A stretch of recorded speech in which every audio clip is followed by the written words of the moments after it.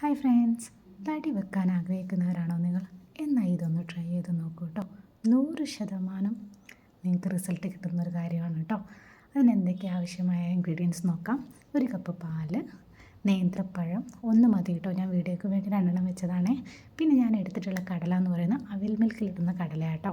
പിന്നെ പഞ്ചസാര സ്കിപ്പ് ചെയ്യരുതേ, അത് അത്യാവശ്യമാണ് കേട്ടോ.